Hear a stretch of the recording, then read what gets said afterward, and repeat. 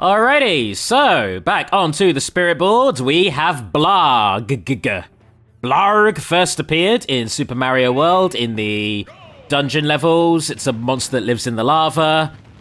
This particular incarnation of Blarg, though, is from Yoshi's Story. And here, that was a quick one, we have Zoda. Zoda is an F-Zero racer. He's actually a criminal, so he is wanted by bounty hunters, such as Captain Falcon. And Zoda is both an adrenaline and a dopamine junkie. He has both of those chemicals pumped into his body with tubes. So, to represent that, we had Snake with the lipstick, which slowly drains your health, because drugs are bad. And the motion sensor bombs are in reference to how Zoda will try to retire people by blowing them up. Now here is Julius. Julius appears in Genealogy of the Holy War.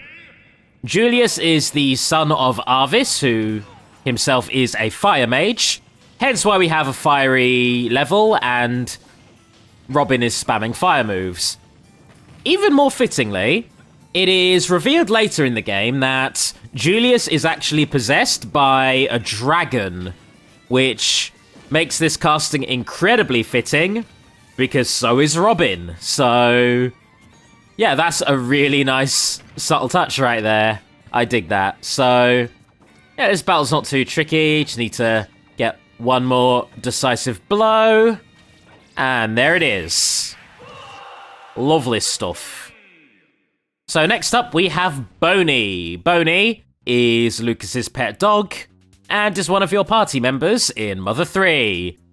He is a very, very good boy. So, representing Boney, we have the Duck Hunt dog, and partnering up with him is Lucas, who, incidentally, is wearing his Boney shirt. If you look very closely, you can see a picture of his dog on his shirt, and that is so very wholesome. That's incredibly good. What's less wholesome is me kicking the ever-loving shit out of the dog, and then sending the grieving owner to hell. There we go. So here is Staven from the Legend of Zelda Spirit Tracks, or as he's called in North America, for some reason, Burn. So Staven is essentially the main henchman of the evil Chancellor in that game. It's, you know, Staven's fault that Zelda gets separated from her body, ending up as a spirit herself. And yeah, it makes it all the more fitting that I'm currently playing as her dad, trying to avenge his daughter. So within the story itself, Staven does turn up as a major antagonist. He does have his own boss battle. But later in the game, he does have something of a heel turn. He actually helps to save the day and gets his memory wiped in the process. So that's our boy right there. And there he goes. Here is the Chain Chomp, first appearing in Super Mario Bros. 3. Chain Chomps are one of the more difficult enemies to overcome in the Mario series. They are bound by their chains and can only stretch out so far, but they will dart towards you if you get within range. So avoidance is your best bet. And the music playing right now is from Bob-omb Battlefield from Mario 64. Reason for that is that that stage, quite notoriously, has a section in the center where a Chain Chomp is just kind of in the way, and you have to navigate around it without getting moided. So, yeah. Choosing Pac-Man for a Chain Chomp was a great choice because Pac-Man's whole deal is being a ball with a mouth that eats things, which is also what a Chain Chomp is. And it also makes that final smash all the more fitting. That's an unchained chomp right there. So, moving on to the shop, we have the Super Sea Snail, a form of currency from the Splatoon games that helps you upgrade your gear. And I bought another Mega Egg Dozer because I forgot that I already had one. Good for me. And over here, we have the Beetle. The Beetle is one of the vehicles appearing in Excitebot's Trick Racing, the fourth installment in the Excite series. One last thing is the Walker, which is a walking tank appearing in the Star Fox games, Star Fox Zero in particular. So, back to the spirit board. Here is Millie. Millie is a central character from Baten Kaitos, and she's currently wielding an ore club to represent her Canyon Wind ability. That's that, really. Over here, we have Sandshrew, a Generation 1 ground-type Pokemon. Sandshrew evolves into Sandslash, and, yeah, as far as ground types go, it's actually kind of blah. It's kind of mediocre, but it's quite clever in how it's being presented here. We have a little Bowser whose spikes are very Sandslash-esque. We have lots of pitfalls because, you know, Sandshrew loves to dig. And, nice sandy level as well. Moving straight on to another Pokemon, we have Unknown, a Psychic type from Generation 2. Unknown is one of the worst Pokemon in the entire series. It has one move. It's a weak move. And Unknown stats are garbage. Unknown is terrible.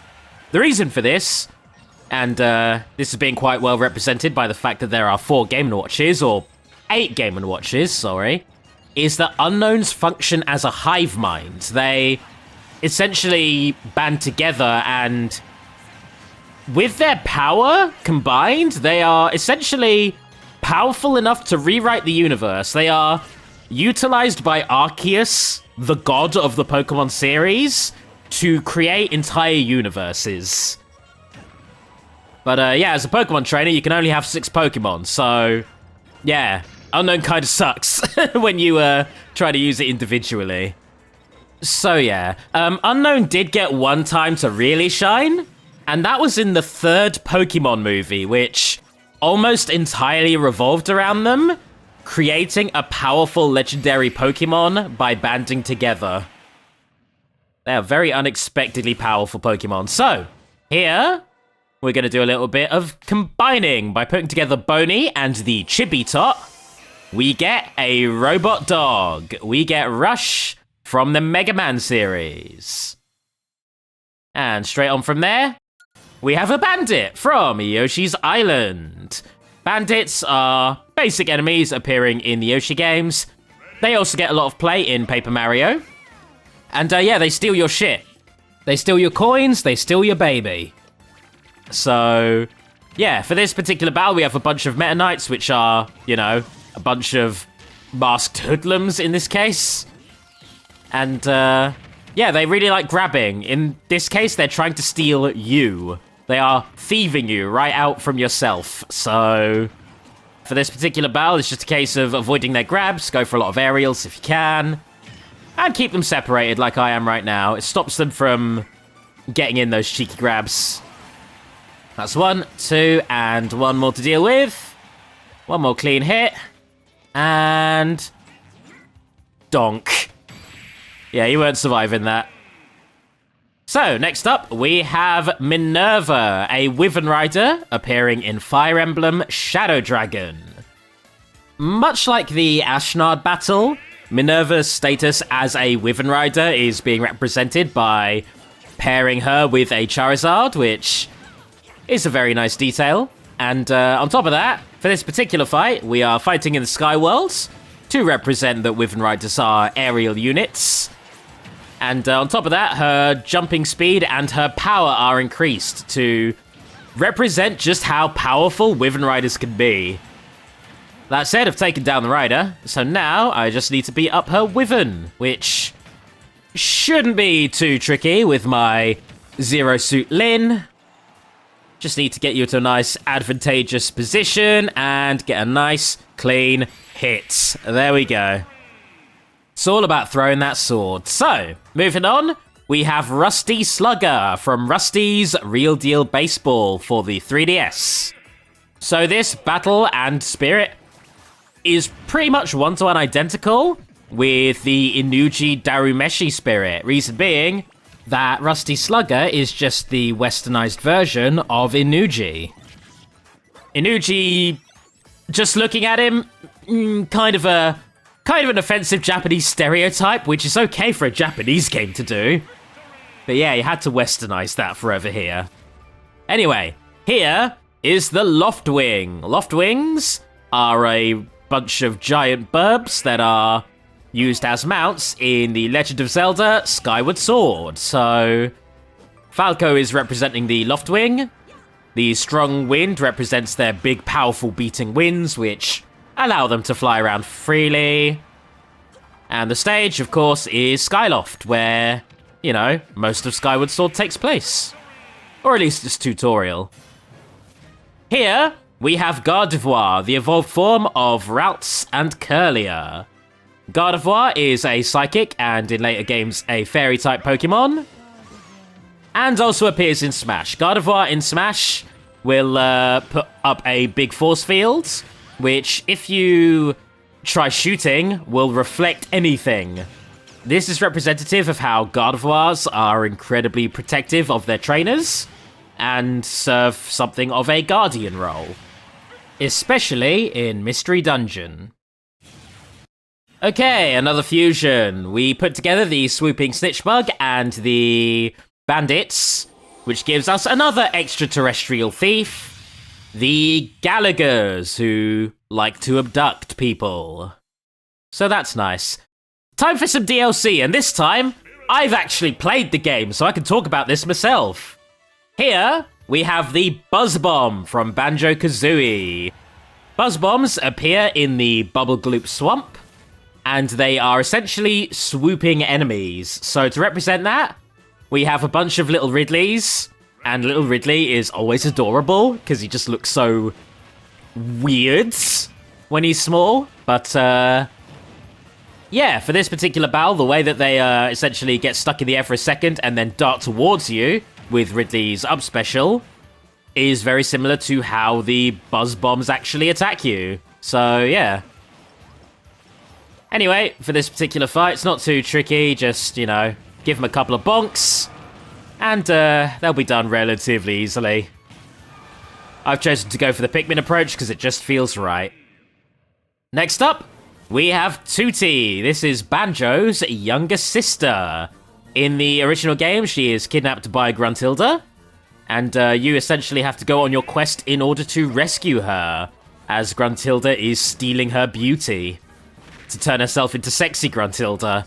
Banjo games were weird, so yeah, for this particular battle, we are fighting against Tooty herself. She's resistant to magic to represent how she essentially resists Gruntilda's, you know, evil magics. And on top of that, the fact that Diddy Kong is playing Tooty is very fitting because, you know, the Banjo series is created by Rare, much like Diddy Kong is.